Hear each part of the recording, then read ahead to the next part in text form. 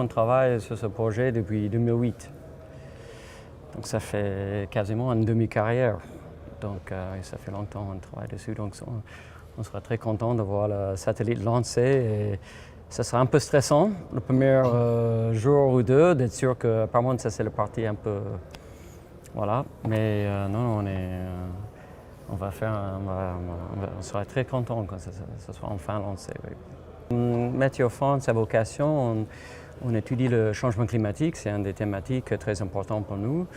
Et pour ça, on a des modèles de climat, le système Terre, on appelle ça. Et dedans, on a l'atmosphère, bien sûr, mais aussi des composants océaniques et surface continentale, donc hydrologie. Et pour améliorer les prévisions futures, les scénarios, on a besoin de comprendre le cycle d'eau et tous les échanges partout sur le globe. Et notamment dans les endroits où on a très peu de données. Et justement, on espère que SWAT va nous aider de vraiment compléter cette image de cycle hydrologique à échelle globale.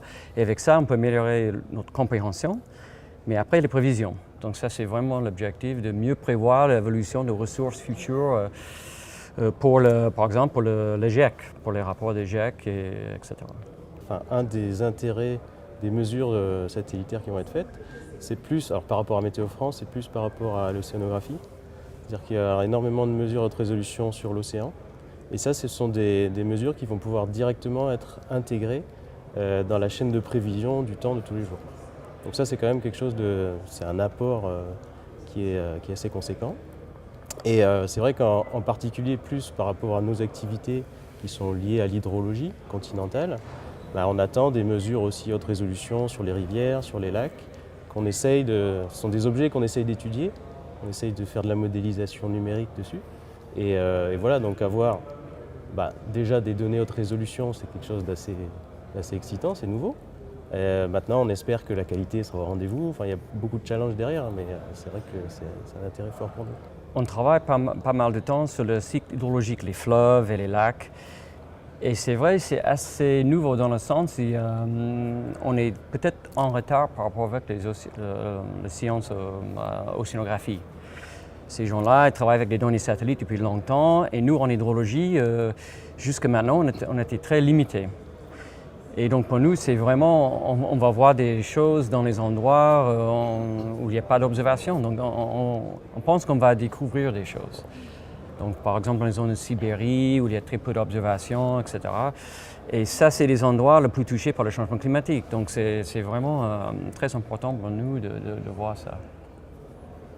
Et c'est vrai que jusque-là, donc les résolutions actuelles des observations ne nous permettent pas d'observer, par exemple, certains petits lacs dans des endroits, dans des endroits dans le monde.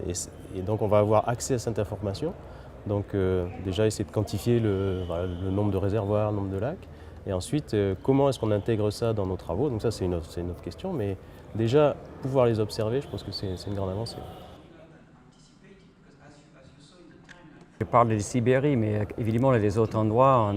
En Afrique ouest, par exemple, on a étudié beaucoup les ressources en eau dans cet endroit.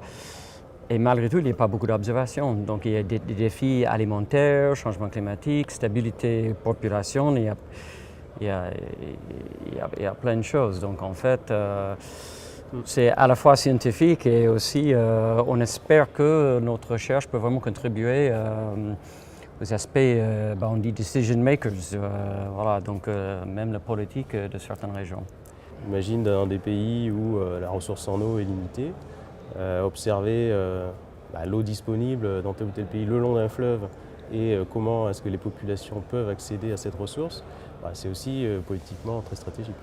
Je pense que le succès, c'est quand on a réussi à intégrer les observations dans nos systèmes. Enfin, je parle pour nous, mais c'est à peu près pour tous les laboratoires, c'est-à-dire acquérir la donnée et en faire quelque chose. Je pense que c'est vraiment ça la réussite. Et ensuite répondre à des questions, soit environnementales ou sociétales. Bon, ça, c'est un autre problème, mais au moins nous, pour la partie technique, c'est vraiment ingérer la donnée et l'exploiter finalement. Parce que c'est vrai que si on a une grande quantité de données et qu'on n'en fait rien, c'est un échec quelque part. It's worth noting that it's already a 12 hours bus Ah oui, on a plein de questions scientifiques. Je dirais le progrès pour nous a été un peu bloqué parce qu'il y a un manque d'observation, un peu du style débit du fleuve et des choses comme ça.